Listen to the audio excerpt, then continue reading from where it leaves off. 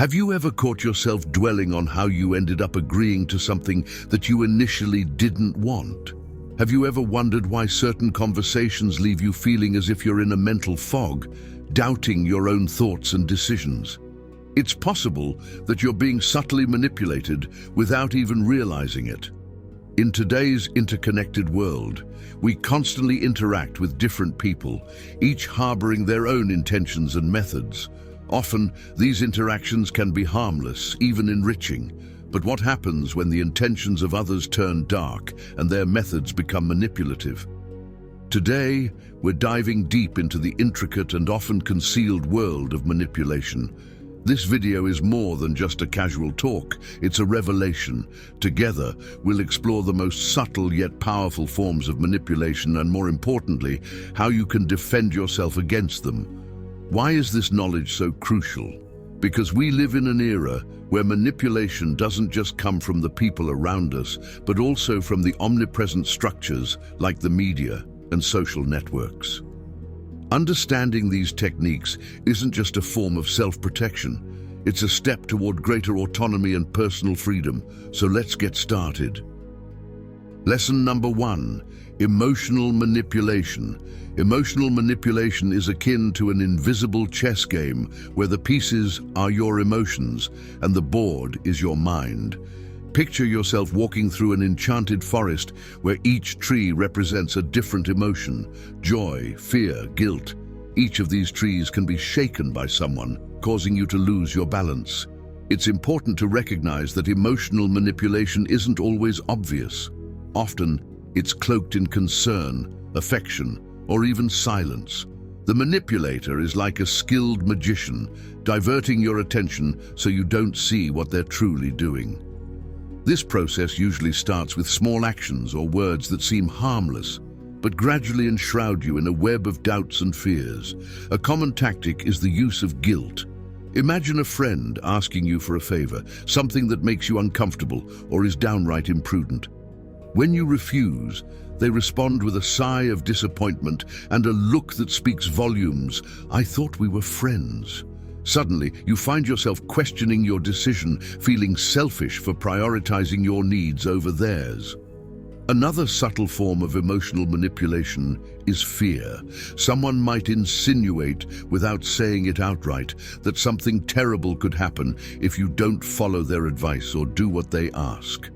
It's like being in a dark room where the only source of light comes from the person manipulating you, making you dependent on their guidance and direction.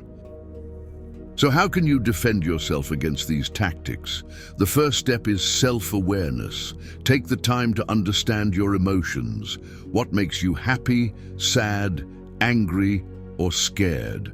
Much like a gardener who knows every plant in their garden, you must know every emotion that blooms within you.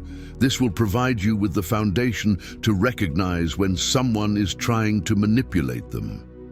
The second step is to establish clear boundaries. This doesn't mean erecting an impenetrable wall around yourself, but rather having doors that you can open or close at will. Learn to say no without feeling guilty and accept that you can't always please everyone.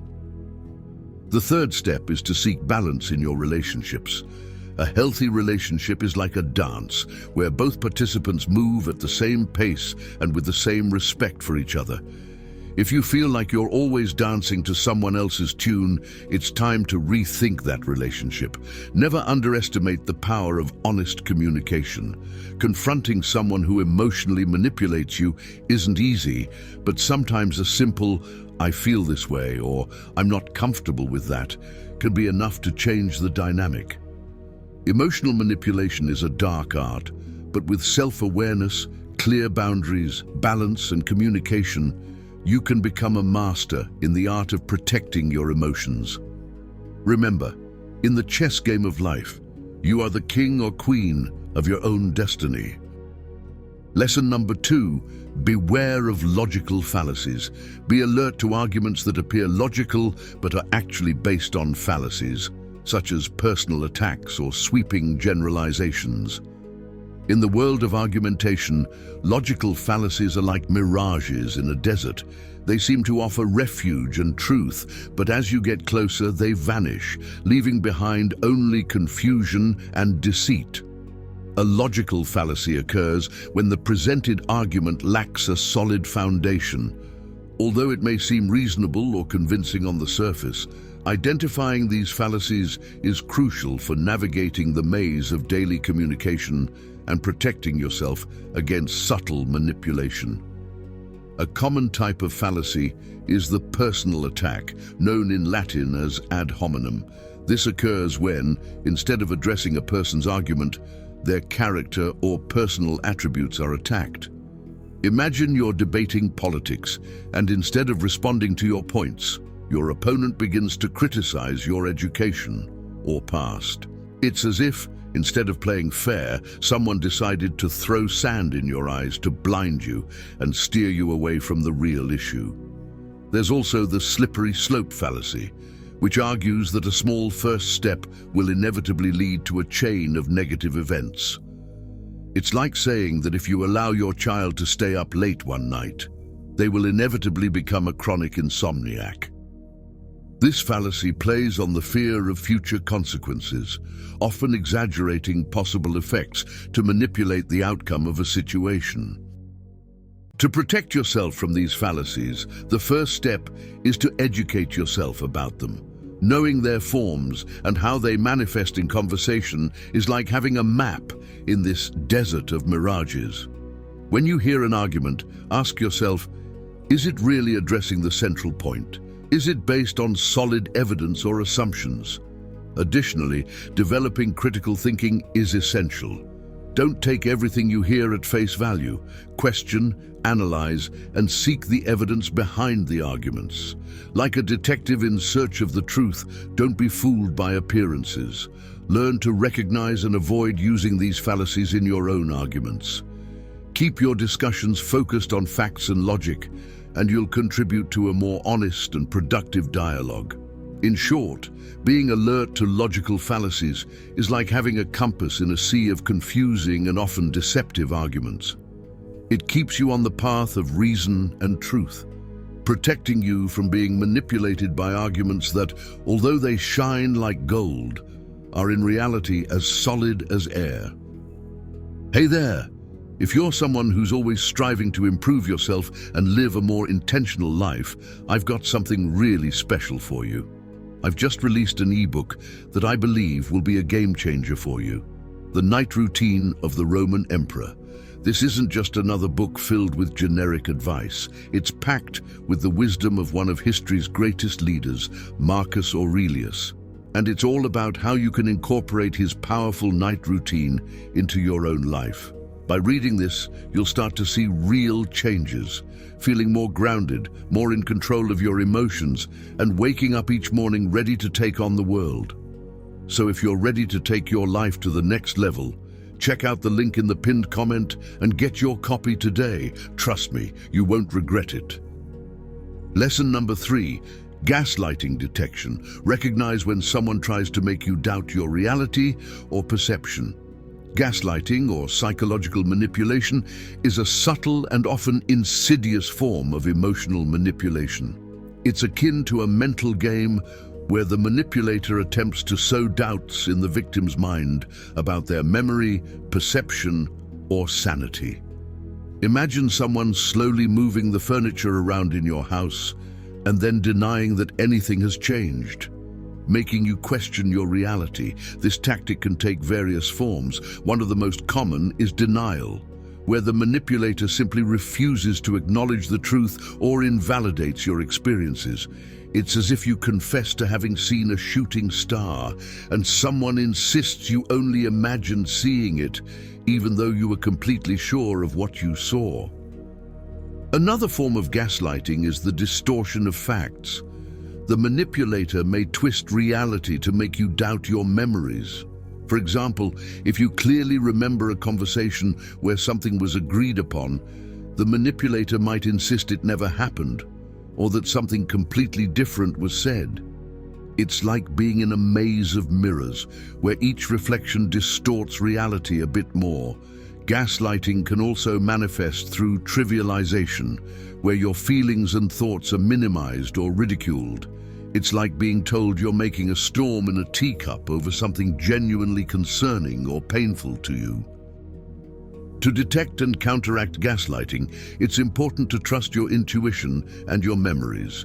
If something doesn't feel right, it probably isn't. Keep a record of events, conversations, and your feelings. This could be a journal or notes on your phone. Having a factual record can help you validate your experiences and remember the exact details. Moreover, seek support from trusted friends or family members. Often, talking to someone outside the situation can provide a clearer perspective and validate your experiences. Gaslighting is a form of emotional manipulation that can make you doubt your reality. Being informed about how it manifests and developing strategies to trust your perception are crucial steps to protect yourself from this harmful tactic. Remember, your reality is valid and deserves to be heard and respected. Lesson number 4, awareness of group pressure. Identify when peer or group pressure is used to influence your decisions or beliefs. Group pressure or social pressure is a force as powerful as it is invisible.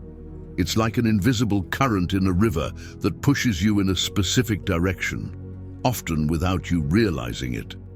This pressure can come from friends, family, colleagues, or society in general, and it can subtly shape your decisions, opinions, and behaviors. Group pressure is often based on the human need to belong. As social beings, we have an inherent desire to fit in with those around us, to be accepted and appreciated. It's like being in a flock of birds, where when one changes direction, the others tend to follow automatically. However, the problem arises when this pressure leads you to act or think in ways that don't align with your values or beliefs. A common example is when someone changes their opinion or behavior to conform to the group, even when they know deep down that they are not acting according to their own principles. Imagine being at a party where everyone is drinking excessively. Even though you don't want to, you might feel pressured to join in so as not to stand out or be judged. This is where group pressure exerts its power. Another form of group pressure is the fear of exclusion. You may feel that if you don't conform to the group's expectations, you'll be marginalized or ridiculed. It's like being in a dance where everyone knows the steps, but if you don't follow them, you risk being left out. So how can you resist group pressure? The first step is self-awareness. Know your values, beliefs, and limits. This is your internal compass, guiding you in the right direction, even when the external current tries to drag you elsewhere.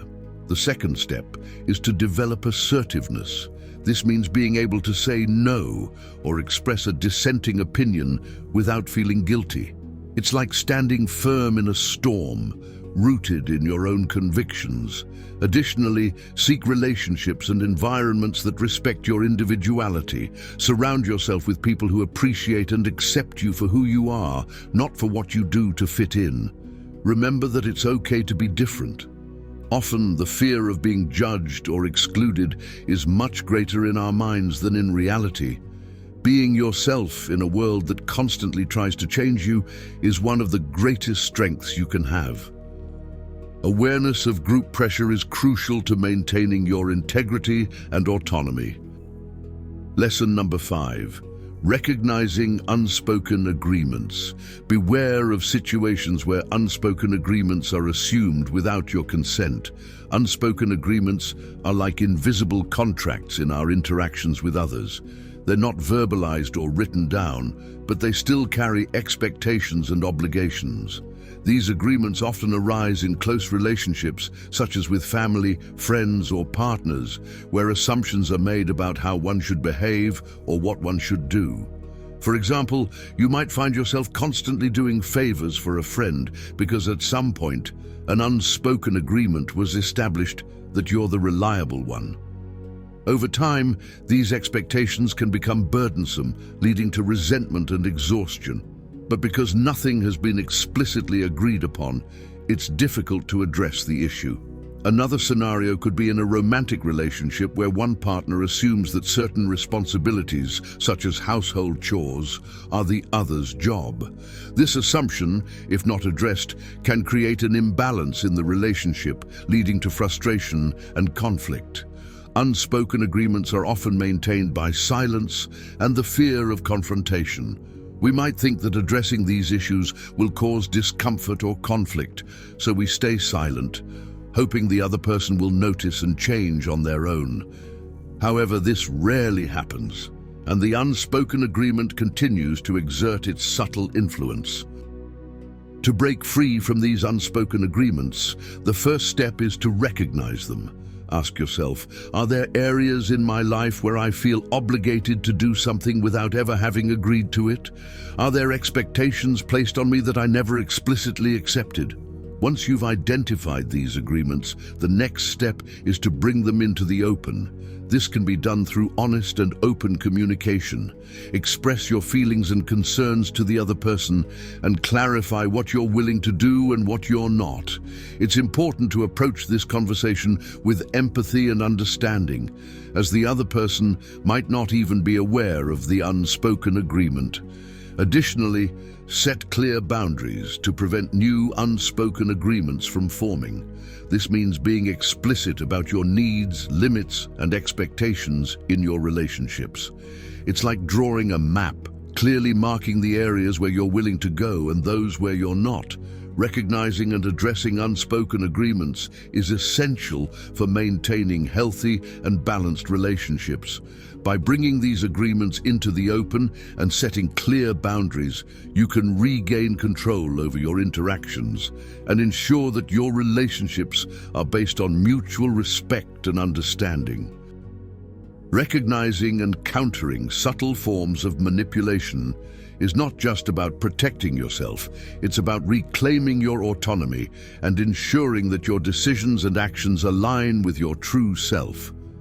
Manipulation, whether emotional, logical, psychological, or social, is a force that can subtly shape our thoughts, feelings, and behaviors.